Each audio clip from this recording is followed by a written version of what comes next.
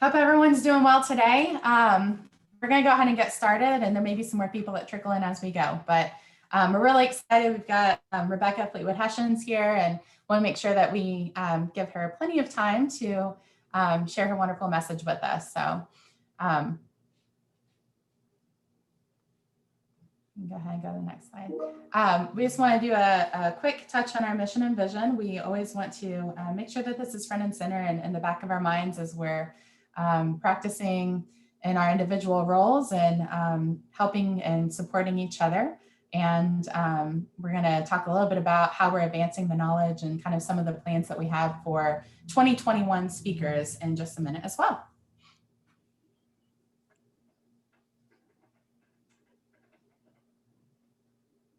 So a couple of a new addition to the 2021 SCIHRA board that I want to highlight.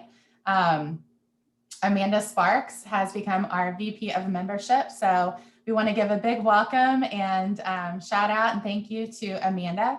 We're excited to have her here. As far as that membership goes, if any of our current members have questions, any needs, then I know that she is excited to connect with you and reach out. So thanks and welcome, Amanda.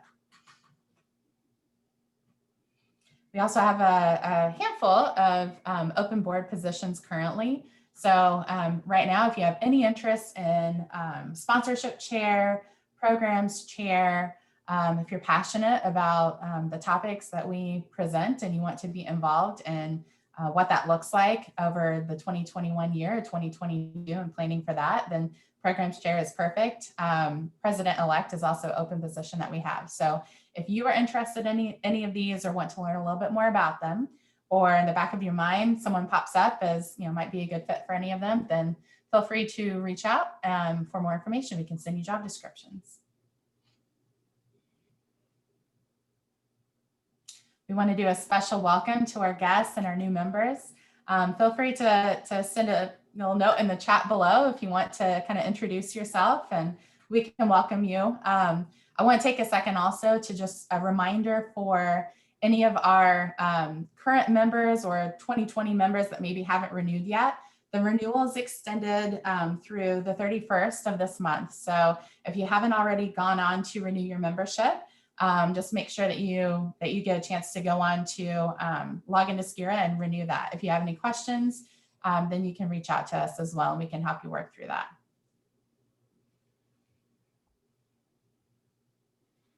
So just a little sneak peek of what we have coming up for the rest of this year. We have rewards and recognition in February, legal regulatory updates in March, our spring conference in April, so block out a half day for that. May is some virtual coaching, and June is talent retention. Bonus presentations throughout the year, more to add as we go, and some of the speakers we already have kind of set aside. Some of them we're still, talking with individuals. So if you are a speaker, if you are an expert in certain topics or passionate, please reach out to us and we can send you a speaker submission or application and start that conversation.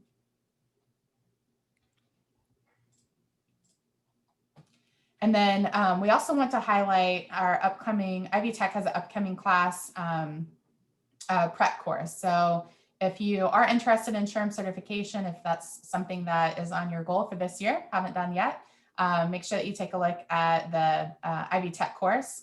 We've got the details here. It's Mondays from 6 to 9 and registration fee is $1,300 at Ivy Tech. I've heard great things about this. I know Adam has talked with us about this in previous years. So we just want to highlight this and make sure that anyone that's interested doesn't miss out on it.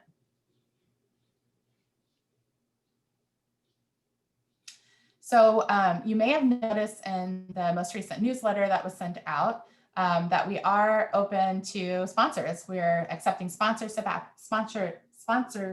applications now. Oh my gosh, for 2021. We've got some deep discount for sponsorship fees for this year because we have made some changes from the past. And so this is actually a great time if you have been thinking about sponsoring, haven't really taken that plunge yet. Maybe you've been a little bit interested in it. Take a look at our current sponsorship rates because it's a great time to kind of break into this. You can email UC@SCIHRA.org for more information. We'll send you the sponsorship form. Worth taking a look at, if it's something that you're even remotely considering, because I'm telling you, these are, it's pretty good. It's pretty good value for what you're getting. And then without any further ado, we want to thank Rebecca Fleetwood Hessions and introduce her. Business is human I think that this is anytime is a perfect time, and always a great reminder. And I'm really excited to see what she brings. She's got nearly 2 decades of experience working in the leadership, team building, consultative selling, transforming HR, training professionals to become business consultants. She's effective, highly recommended, and connects well with both the executive team and frontline employees. She brings drive and expertise to passionately advocate for individuals with ADD and ADHD. And from the belief that the relationship is not wrong, just different, she's given perspective and hope to hundreds of others. Her TED Talk, ADD as Our Innovators, has over 70,000 views to date. I'm definitely looking forward to hearing what Rebecca has to say, and I'll go ahead and turn it over to her. Thanks, Rebecca. Awesome. Thanks for having me. It's good to be here live from my kitchen with snoring dogs at my feet, as we do. So I do want to talk about our differences, and I want to talk about it in the context of business. A lot of the work that I'm going to share with you today came from the research that I had done for many years about attention deficit disorder and those with learning differences and just differences in the way that they saw the world. And so that part of my personal story with my son and his challenges with education and things, married with my 20 years of business consulting and coaching experience, has melded together in a beautiful way. And so we're going to talk about business is human. So I want to talk about the human aspect of things, but we all are coming here today because we're a part of an organization. And so how does our humanity and our business marry together? So I'm going to cover 4 different things today, why we need reminded of the human aspect of business sometimes. I'm going to talk about the difference between striving and thriving, and how our brain responds to business, and then 3 questions that we can add to our weekly planning that can help us marry our business needs and our human needs. So that's where we're going today. I do love that I've already seen that you all are chatty. You like to put some things in the chat. That is so helpful to a speaker that is speaking remotely these days. So anything that you can put in the chat is really equivalent to that head nodding and that human affirmation that we used to get when we were all in a room together. And there are a few places here where I will ask you to type some things in the chat so we can get a little bit of participation going again as well. So thank you for your chattiness, if you will. Okay, so business is human, which just sounds so intuitive, right? But is it? So we want to break it down and talk about the needs are different. Our human needs and our business needs actually don't always match up. The reason this is important to talk about, one of the ways that this is manifested, is the World Health Organization announced a couple of years ago that burnout is now an occupational phenomenon. And there are various characteristics of burnout. People are exhausted, they're getting a little cynical about their work, and their professional efficacy or the desire to get better is declining. People are feeling a little like wah, wah, wah about their work. And so it is important that we have this conversation to kind of re-up our understanding of what we need as career professionals, and especially as you all responsible in human resources for engagement and culture and the people. So here's the deal. Humans are personal, emotional, and social. Business needs to control, measure, and optimize. So the needs are actually very different. And so I want to talk about the needs and how they fit together sometimes and how they don't fit together sometimes and what we can do differently to make sure we've got a better fit.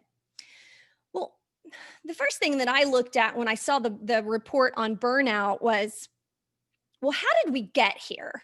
What were the factors that got us to this state of burnout? As a business consultant, I can't look at something without saying, okay, what's our root cause?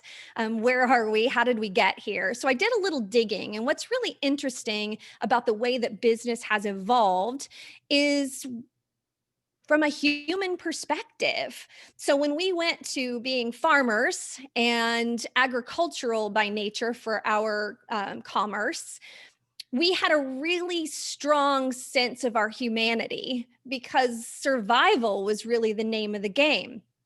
And so it's easy to see how we all work together when the consequences of not working together are pretty great. And you knew that if you grew food, you could eat. And if you didn't have access to that, you didn't. You had to take your unique skills into the village and into the community to participate. Our human needs were front and center. Well, then when we went to the industrial age, things got a little different. So the industrial age had huge economic impact. But what it did to the work was it separated the work into pieces and parts that you could then control, measure, and optimize. And when we did that, it had huge uptick. But what it also did, the unintended consequence, was we lost a little bit of our human connection. You could go in and do the work and not really know the impact that your work had to other humans. And if you think about even the work today with technology and remote work, oftentimes we can sit at our desk all day and really not have a great understanding of how our work impacts other humans, which has impact to our brain's ability to thrive, to say, am I relevant? Do I make a difference?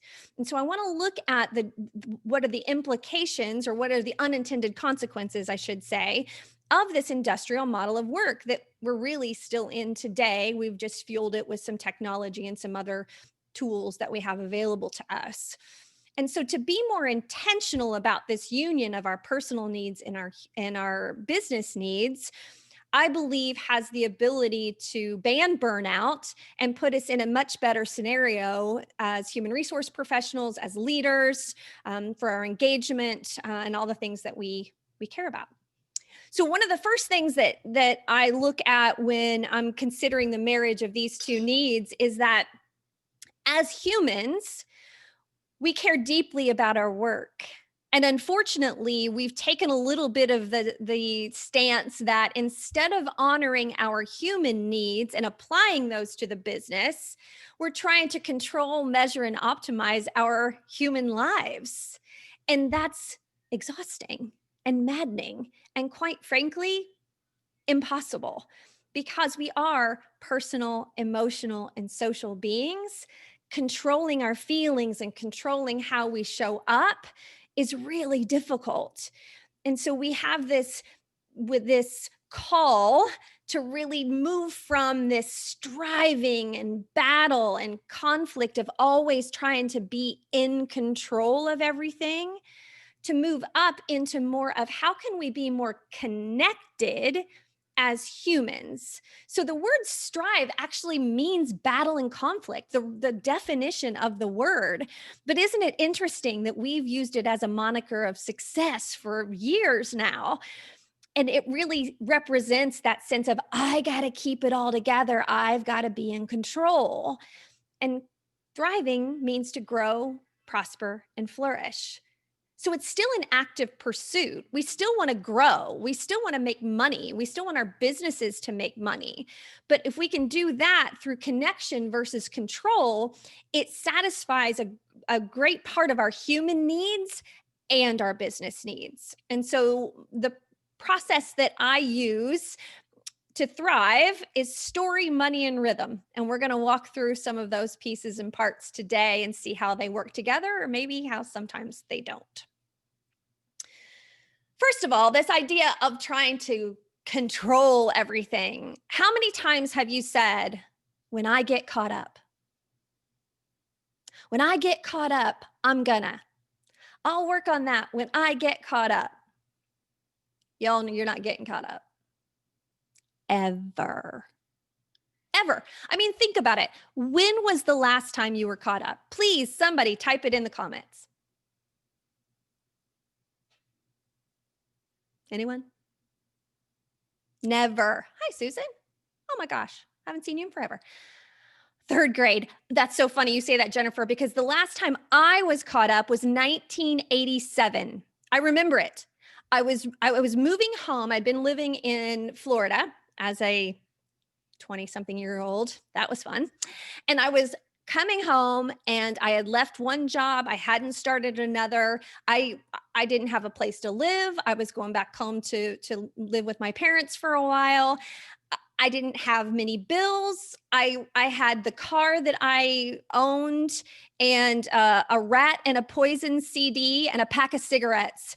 And I drove for 12 hours from Florida to Indiana and sang rat and poison songs and smoked Virginia Slim Light 120s with reckless abandon. And that was the last time I ever remember being caught up. Because then I came home and I got a job and then things progressed. I did quit smoking, by the way. Lots of things changed in my life where I always had responsibility, work, and then you add kids and all the things. And the idea that we are going to be so in control someday that there's going to be this blank space of blissfulness is just bullshit, y'all. So let's let that go, because that sense of control means that we're never going to be satisfied. That need for control means that we're never going to be satisfied. All right. So this is one quote that I want you to plant in your head and your heart. You are not a machine here to produce. You are a beautiful human here to have impact, add value, and be relevant.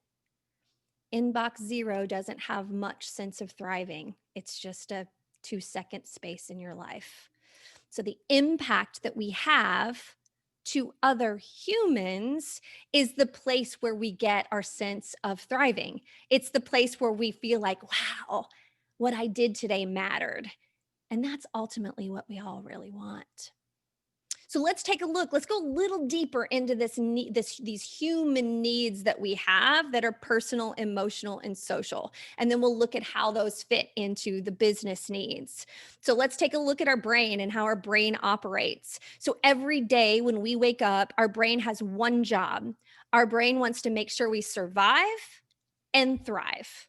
And there are lots of things that happen in that space, but that's what our brain's really looking for.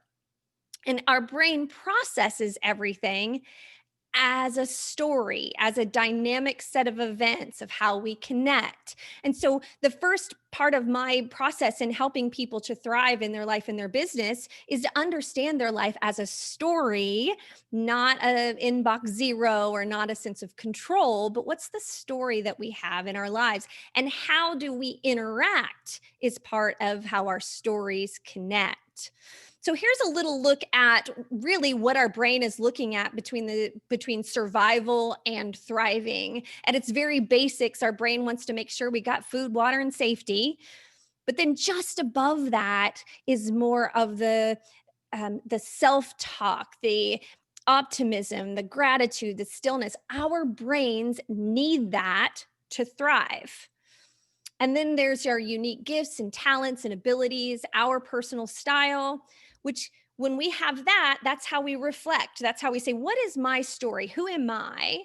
And then we bring that to our connections, to our teams, to our families. And when we bring our story in to interact with someone else, we're looking for psychological safety. Am I in a place where I really can show up and be myself? I'm looking for a place that has kindness.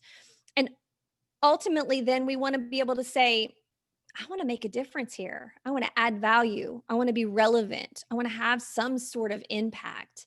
And when we do that, that's where we start to derive our own sense of meaning and purpose. And so every single one of us, everyone that we work with, has these needs to be personal, emotional, and social.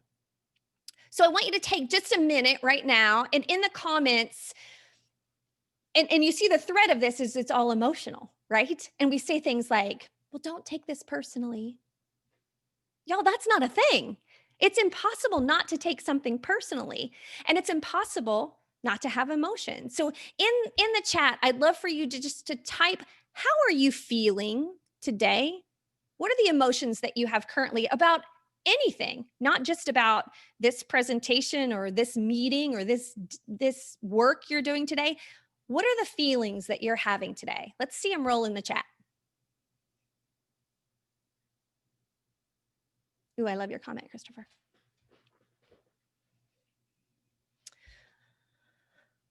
Overwhelmed, tired, overwhelmed, anxious, maxed out, hopeful, and stressed. You can be both. I love that. Grateful, great team, searching for answers on a work project. Love that. Optimistic, excited, and nervous. As a keynote speaker, I get that. Weighed down.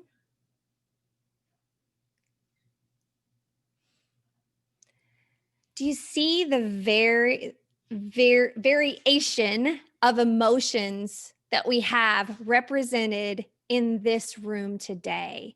Tired, so tired that I actually feel happier because I don't have the energy to worry. I mean, that's edge of burnout, right? Maybe not burnout holistically, but for today, maybe. Now think about, we are a itty bitty tiny sampling of what's going on in work today.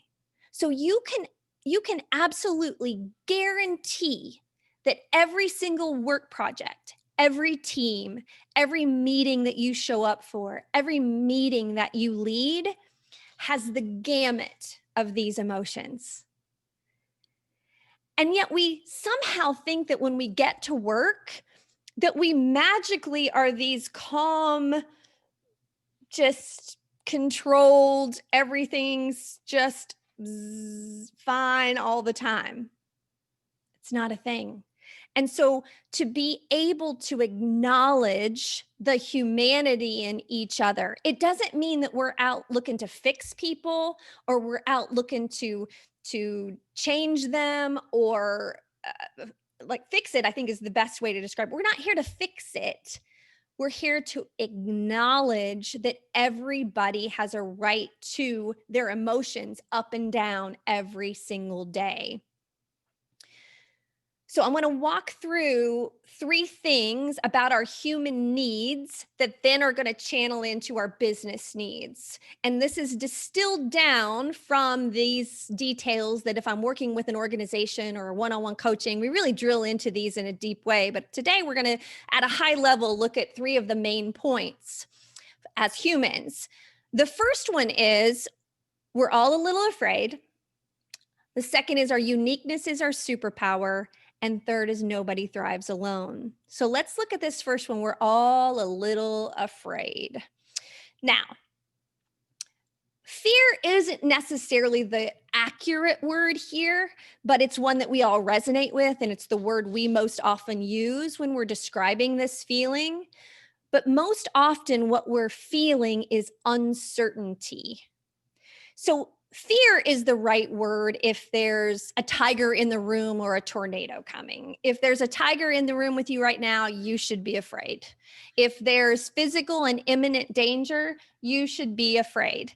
But for most of us, especially at work, what we're feeling is uncertainty. I don't know what's going to happen next.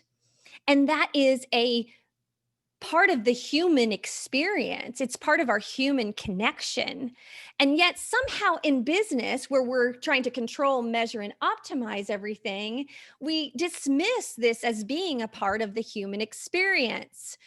But this uncertainty is part of the goals that we have, the new team members, how our team members are feeling in this work from home environment. I mean, we've got more uncertainty now than we've ever had, but I promise you, we have always had uncertainty. It's so prevalent and so global right now. It's now a part of the conversation, which if we can take anything out of the quarantine experience, it's a little bit more acknowledgement of our human experience. So in order to acknowledge this uncertainty as team members and leaders and human resource professionals, we have to acknowledge that if we want people to make changes or take chances, which is what it means to grow a business and to have goals and objectives, we have to acknowledge the human aspect of uncertainty. And so how do we do that? Well, first, to recognize that when we get information anywhere, but especially at work, here's what happens. We get a little bit of information. Now, can you read the words that are on the screen? Yeah, because your brain filled in the gaps. And that's what happens when you get information at a meeting or in an email or however you get it. It's likely that you don't get the full context of what's really happening in that message. And so what happens is your brain just fills in the rest of the story. And because uncertainty is too hard, we can't just say, oh, okay, look, we got a new guy that's starting next week as the VP of sales. Let's say you get that email that comes in. You don't just move on and think, okay, I'll see what happens when I meet him. Immediately, your brain starts going, ooh, I wonder if he's a jerk. Remember that last guy we had? He was weird. You immediately start thinking about, oh my gosh, that's just what we need is another change in sales. We're already hurting. Or, oh my gosh, sales is really good. I hope they don't screw it up. Immediately, your brain starts to fill in the rest of the story. And it's that story we make up that oftentimes causes us pain as humans because we assume. And you know what happens when we assume. You can circle the first 3 letters, then the middle letter, and then the last. It's human resources people, so I can't say it out loud, but I can infer that that's what happens when we assume.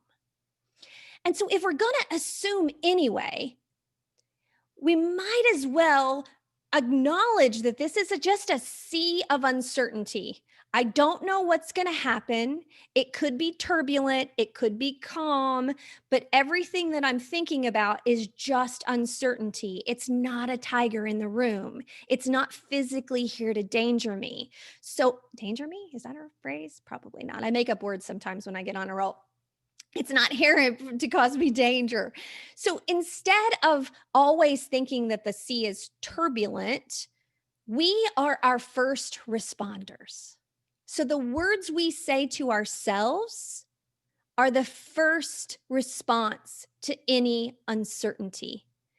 And if you're thinking about traditional first responders, firemen, policemen, somebody that's there when things are troubling, a first responder doesn't roll up on a crash scene and go, is your report due on time? Are you an idiot? A first responder is kind.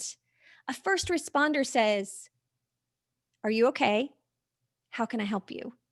And so if we can take that same first responder perspective to ourselves and be kind to ourselves, we can calm that sea of uncertainty and then start to gather more information and let things start to play out. And as human resource professionals and leaders in our organization, it's important that we every day acknowledge that every single person that works in our company has this phenomenon of uncertainty and has this phenomenon of filling in the rest of the story. And so we can be much more clear in our communication and understanding of what people need to truly feel like they're a part of something and that they can stay calm and they know what's happening next. So we can be optimistic, not optimistic about everything that's going on around us. We don't have control over everything that's going on around us. Right? I mean, if something unexpected happens and your house starts burning down, you don't say, it's okay. I didn't need half this crap anyway. That's not the kind of optimism I'm talking about. But we can be optimistic about our ability to deal with the sea of uncertainty and take the next step that we need to take to stay calm and do what we need to do. So if we're going to make stuff up in our head anyway, why not make stuff up that could be the best case scenario instead of the worst case scenario? Because fear isn't a tiger chasing you. It's that blank space of uncertainty waiting for you to choose catastrophic doom or courageous optimism. Because life is messy, y'all. Nobody says that every single day is going to have all the stuff we need it to have. But sometimes it's a beautiful mess, and we can acknowledge it as such as we move through the challenges of uncertainty. Okay, next thing, uniqueness is our superpower, which sounds all warm and fuzzy and fabulous until we try to live out that uniqueness inside an organization. And that's when sometimes it gets a little dicey. Like we get all pumped up, like I've got mad skills, I'm here to do the thing, right? But when we reach out to be unique, we also then trigger massive amounts of vulnerability, because what if people don't like my uniqueness? What if my uniqueness isn't valued or relevant or important? So it's this really tricky balancing act of wanting to be our bold, unique selves, but also wanting to fit in. And as Brene Brown, many of us, I'm sure, have read her work, she talks about belonging. Belonging is being able to be that unique self and know that you're in a place where you have value and relevance and impact. But unfortunately, we have this sense that there's a normal, because business has said we need to control, measure, and optimize everything. And we've got standards for the way that things work. And so we start to apply that same standard to ourselves. But if I were to sit down with each one of you and ask what normal meant to you, every one of you is going to have a different definition of that. So normal is really just a setting on the dryer. We're not normal beings, we're human beings, and we each are unique down to our fingerprints. Look at your hands right now. Your fingerprints are different than everybody else's, which is representative of the fact that everybody that works in your organization is different, which is why it's so damn hard sometimes to get people to do what you want them to do, because everybody sees things differently. And acknowledging that is a much better approach than thinking that they are machines that showed up to be controlled, measured, and to produce. All right. I want to tell you a story about marbles and puzzles. Picture your hand full of a handful of marbles, each of them perfect, round, shiny, beautiful, perfect. And if you take that handful of marbles and you turn your hand over and you put them in the middle of the table or the desk that's in front of you, what happens? They all roll away. Perfection doesn't stick together. So if you take that same hand and picture that it's a handful of puzzle pieces, each one of them completely different by design, with their jaggedy ass edges and the dust from the bottom of the box. You know, sometimes you have to pull off those little slivers to get them to work because they're not perfect at all. And you take that handful of puzzle pieces and you turn it over on the desk in front of you. And then you take some intention and you say, okay, which side's the beautiful side? Let me turn all the pieces over and let me figure out how each one of those fits together. There are two characteristics of a puzzle when it's put together. One, it's far more beautiful. And two, it's far stronger. And so as humans, we show up as individual puzzle pieces to the job every single day with our jaggedy ass edges and dust from the bottom of the box. And then we find, how do we fit here? How do I find a way to be valuable and relevant in this organization for this team, instead of expecting ourselves to be perfect or anyone else that works with us to be perfect? So when we're thinking about an organizational context, we talk a lot about safety in the business, And sure, that means make sure there's guards on the machines and handrails on the stairs. But another aspect of safety in our organizations are to acknowledge the human needs and the human experience of uncertainty and uniqueness and emotions of all variations that show up to your team every single day.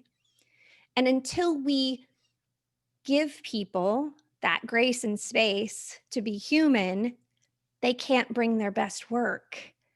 Because when they're trying to feel safe emotionally, they're guarded and they're not going to bring ideas and they're not going to bring what you really need for the business. A way that we can do that is to be really clear in our communication.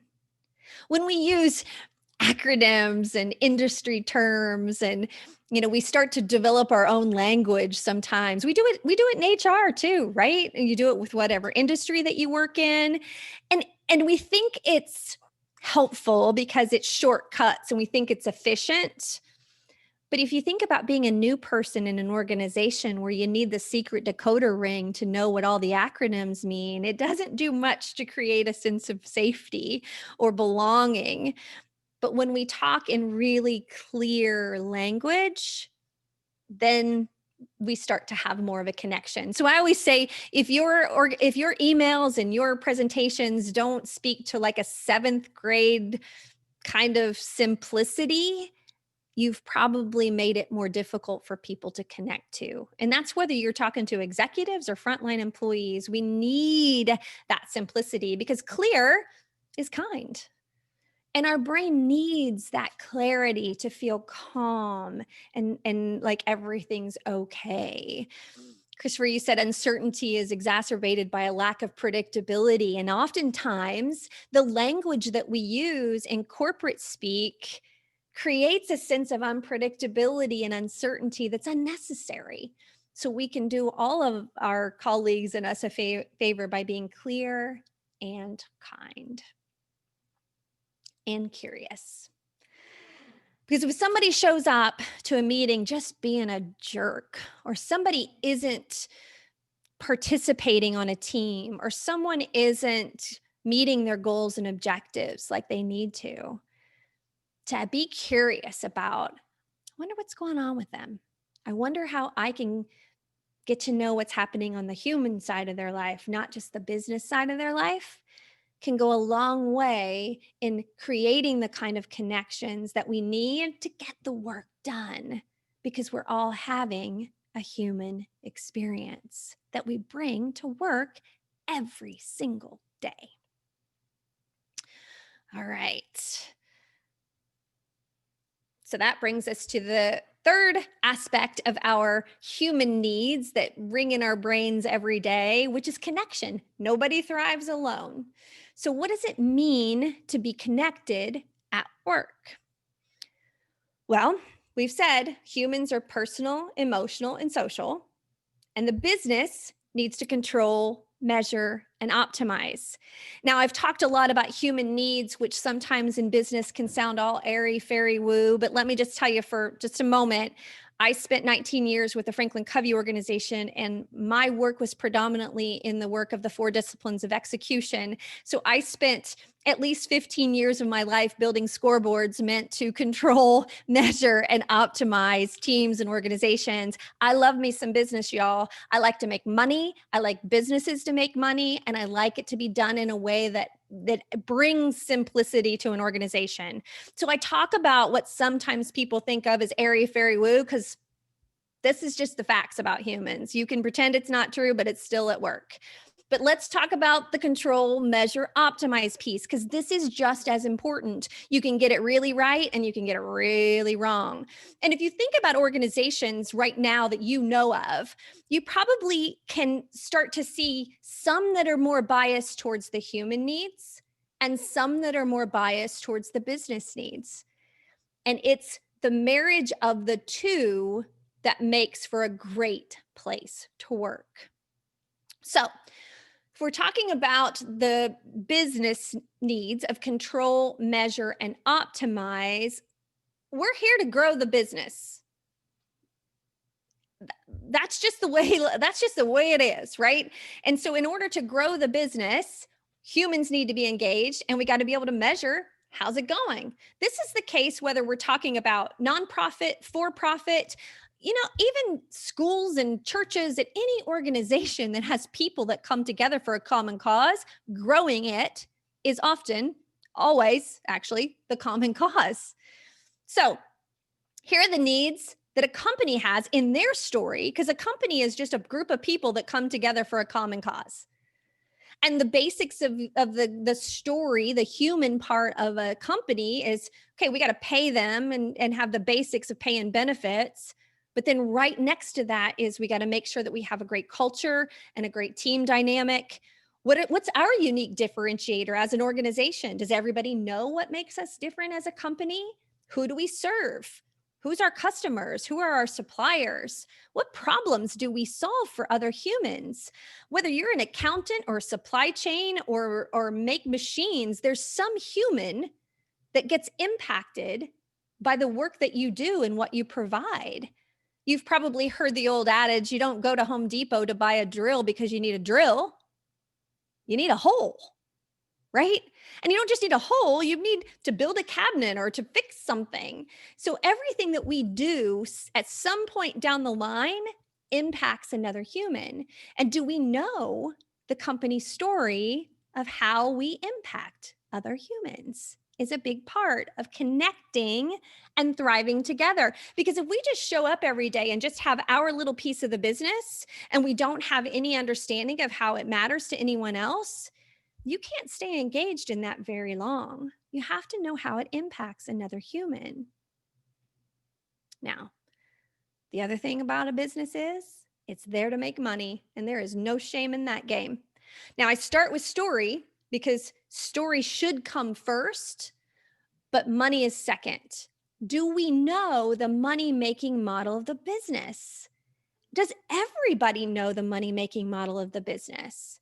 We can't ask people to come into the business each day and innovate and bring their best ideas and bring their best contribution if they don't understand how their work impacts the top and the bottom line. So understanding a very simple money-making model for every role in the organization is pretty critical. I want you to ask yourself right now, when you think of the whole organization that you work in, not just your department, type in the chat, what percentage of your organization do you think knows the money-making model of the business?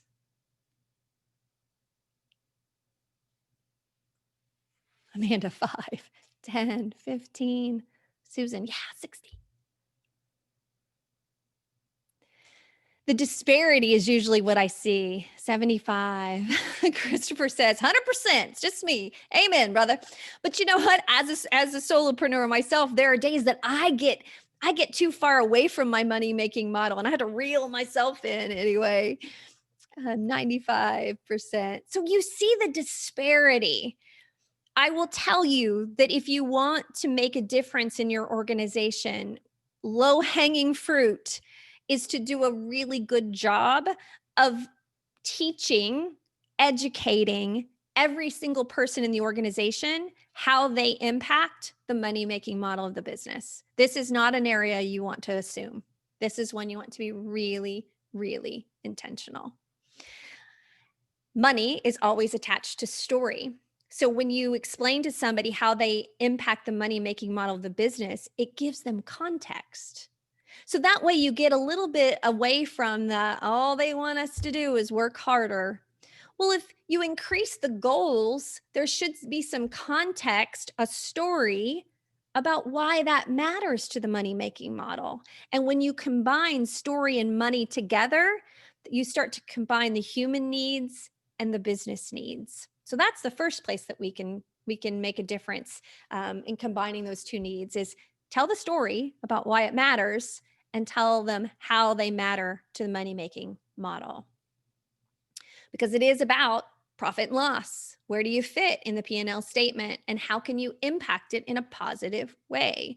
You need far less management and leadership. You get far more autonomy when you educate people in how they fit into the reports that you look at consistently. Okay, so this is a visual that I love to think about. Is rhythm is combining story and money in the business, because we as humans live in rhythm.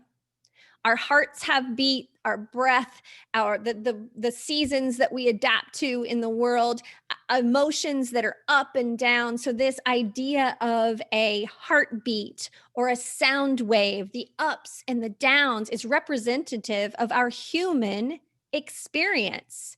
You have really great days where you're operating on all cylinders, and you have some days that you should have just stayed logged off because you're not contributing much at all those days. That's just a fact. And so the more we acknowledge that, the better.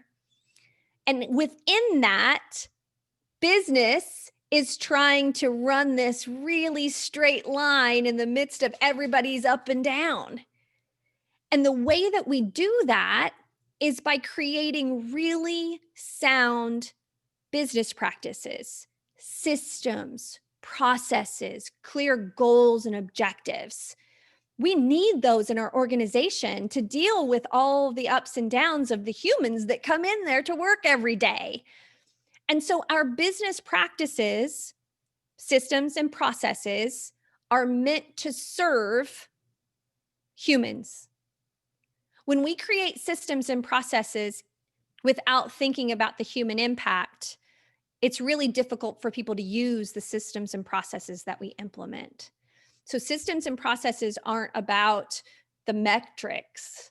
They're about the people. And then you get the metrics as a byproduct of people following those systems and processes. So the way I like to describe systems and processes is they're like the transportation system of the business.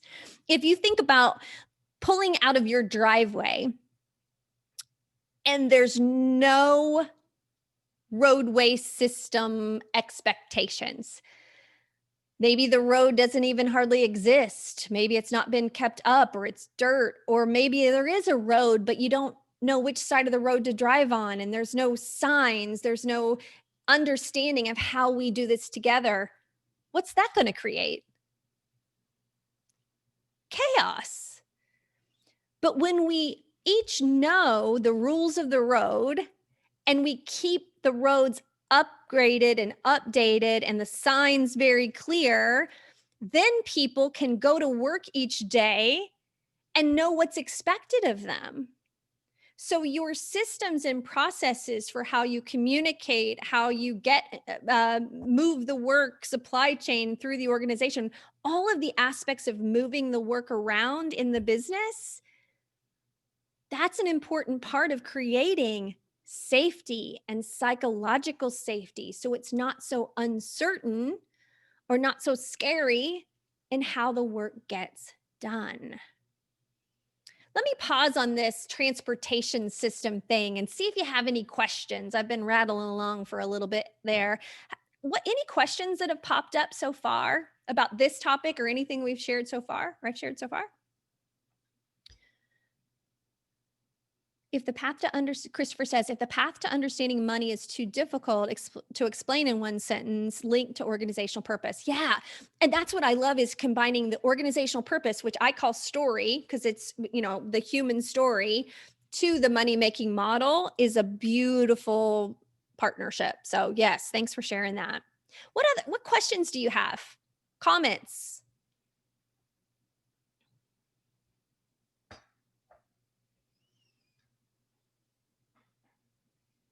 This is where, as a speaker, I miss head nodding. But I've learned to just roll with it. All right. Well, feel free to add them as you have questions, and I'm keeping an eye on them. Okay. So first thing about bringing people together to thrive is to have really good systems and processes that have good signage. People know how to use them and they know why they matter. The next organizational process that is helpful in bringing people together is acknowledging the difference between communication that's up and down and communication that's across. So how many of you have heard the term or used the term, boy, we really work in silos around here? Just type a little hell yeah or something in the comments if that's been a topic that you've used. Yep. So unfortunately, yeah. Oh, in the past, good. That means you've probably moved on. So silos represent the up and down communication. And I also want to acknowledge that I love working in a really solid team that works together well and has a great leader that knows how to communicate with their team. But that is far from enough to create psychological safety and a great human experience for the people that work in your organization. What's even more important than the up and down communication of the org chart boxes is what happens department to department to department in how the people work together, how they communicate, and do they know how their work impacts each other's work. So I like to use the metaphor from a track relay race. So anybody ever did anybody a high school track star or a college track star? Especially if you ran a relay, I'd love to hear from you. But even if you haven't participated in a track team or ran a relay race yourself, you know what a relay race is, right? What's the most important part of a relay race? Hit me with that. Teamwork. Yep. And the handoff of the start. Yeah, I would agree there too. The handoff. So the handoff is how you get teamwork. You can have a relay team with the fastest runners individually and still lose the race if there's a bad handoff. Your organization is the same way. Hillary says, not track, but inquire. The voices must harmonize together. Yeah, it's very similar. In a handoff, just like in a track relay race, if the baton gets dropped, two things happen. One, you're probably going to lose the race. But what's the other consequence of a dropped baton in a relay race? What happens the next week when you've got another track meet and you go to run with the same team? Fear. You've lost some trust in that person or in that team. What's the coach doing the week between the meets from the one where you had the bad handoff to the next meet? Do you think he's having people, he or she, do you think they're having people run, or are they practicing the handoff? You can bet they're practicing the handoff. How often in our work environments are we practicing the handoff? What I've seen in the 20-some years that I've been a consultant is there's a lot of protecting of our own leg of the race, but not necessarily how can I help you when I hand my work over to you? Or how can I get to know what's a better way for you to hand that work to me? And so low-hanging fruit for this aspect of making change as a result of things we've talked about today is go and build an amazing relationship with the department that works adjacent to yours. Who do you get the work from? Who do you give the work to? Now, in human resources, you are impacting everybody in the organization. So it's your opportunity to facilitate those relationships between leaders who may not be taking the time to do it themselves. So I'm a big fan of intact team development, but I think it's short-sighted. The more we can look at how do I bring the leaders of teams together to have real conversation about how the work hands off is a greater opportunity than making another team individually more effective. So paying attention to the handoff. Okay, summarized, when we show up to be business, when we show up with the business is human mindset and framework, we show up to be ourselves, to be that unique puzzle piece and say, what are my gifts and talents? And how am I going to bring that to this team and this organization? But you're curious, and you're looking for opportunities of where you can connect. All right. Our HR team has been working hard on building trust with the entire organization. Absolutely. And a big way to do that is in the real work. I spent a lot of time teaching trust in organizations around the world. And the organizations who did it best are the ones that attached the trust conversation to real work. When they made it about the reality of what was happening and how trust was going to impact it, like the handoff, they got great results. The ones that didn't are the ones who treated it as a book study program. Go read this book on trust. Go talk about trust, but didn't give anybody any context of how that mattered or how that applied to what they were trying to accomplish in the day-to-day work. And I would say that about anything that you're trying to improve in the organization. You have to have not just content, but context. Why does this matter? How does it matter to me in my day-to-day work? It's great. Effective executives tend to be curious, in my experience. I would agree wholeheartedly, because you know what comes after curiosity? Listening. The more curious you are, you ask questions to satisfy that curiosity. And when you ask questions, you learn about people, you learn what's working and what's not, you learn about people. And those are the skills that I agree wholeheartedly that those leaders are the best leaders, because then they learn what people need and how to bring it. What other questions and thoughts and comments do you have? I'm going to share the final thing I'm going to share with you is the 3 big questions that you can add to your weekly planning to help bring human needs and business needs together. But I'd love to keep your questions and comments rolling. I love it. 3 big questions. When you sit down each week and you're making your plan for the week, which should be at the same time each week to be highly effective, ask yourself, who is it for? Whether we're talking about a meeting, a task, an email, a project, a system, a process, anything you're doing, a sign you're hanging up, I don't care what you're doing. Who is it for? Because business is a human experience. And if we don't think human, it's easy just to tick through the emails of the day without thinking about the human story impact. So who is it for triggers that human experience to say, was I clear? Was I kind? Did I create more uncertainty, or did I help satisfy some insecurities that people have? Have I honored their uniqueness? Have I listened? Do I know who they are? So just asking yourself, who is it for, is the first question. Next one. Why does it matter? So this is where we get at clarity and context. So it's not just enough to say, hey, we need to increase sales by 3%. Okay, most people wouldn't argue with that. Increasing sales is a pretty common business practice.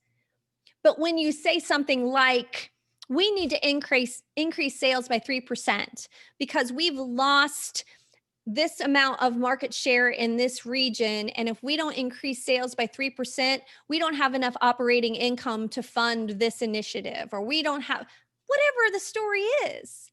Give the context of the story, because our human brains are going to make up the story if we aren't clearly communicating it. So why does it matter? And then the final question, who do I need to affirm this week? Now, I love this one. I'm going to give you some context about what I mean by that.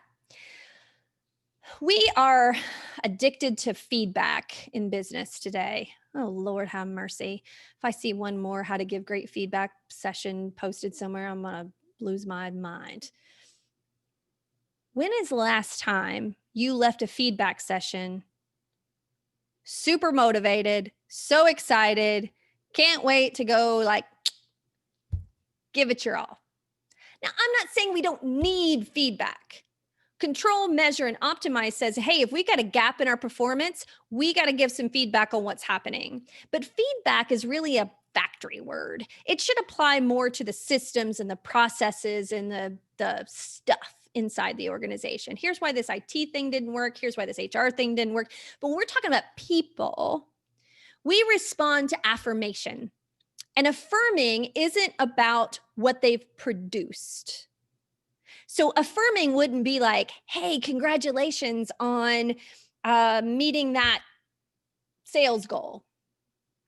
That's treating people as a machine here to produce. And I'm not saying people don't need to produce, but if you're going to affirm the human experience, you say something about their unique gifts, talents, and abilities, about who they are. Affirming sounds something like this. Hey, you know what I noticed in the meeting this week? You're always really optimistic and are able to bring the team around to look at things in a really positive light. And in this time of challenge for what we're dealing with, that's really helping our team. Thank you for doing that. Or affirming might be, you know, I noticed that your attention to detail on those reports is showing us things that we wouldn't have seen before. Like we didn't see what you saw. And that's a gift that you have that we need you to keep doing. So anything that you see in another human that affirms them and their uniqueness and the value, relevance, and impact that uniqueness brings to the business, that could change someone's life. Because the one thing that we do is we go home every night exhausted. But there's a very big difference between being exhausted from striving versus exhausted from thriving. When you're exhausted from striving and trying to control everything and not knowing whether you matter or what difference you've made for the day, it's depleting. That's the road to burnout. When you're exhausted from thriving, it means I worked so hard making a difference today, and I can't wait to do it again tomorrow. One feeds you energy, one sucks your will to live. And so understanding how we make a difference in the organization is how we connect and how we show that for each other. Sometimes we have to hold the mirror up for another so they can see themselves with clarity. So who do I need to affirm this week? And if you do that on a consistent basis and kind of cycle through people on your team or in your organization in various areas, you'll start to have more influence in the organization because you'll be seen as someone that is really working on making human connection, and people want and crave that, especially right now. All right, y'all, that's all I've got. What questions do you have now? Susan Burley, oh my gosh, it's so good to see your name. We worked together 1,000,000 years ago, FYI, y'all. Questions, comments? While you're typing your questions or your comments, I would be remiss if I didn't say, hey, I have a podcast, if you're podcast people. It's called the Badass Women's Council. I will also say, Christopher, that 47% of the listeners are men, so the topics are not all specific to females, so feel free to join in if you'd like to. What questions do you have? I'm also an executive coach and a business consultant. And if there's anything I can do to serve you and your organization, I would love to. No questions? I must have been so clear. There's just nothing left to ask.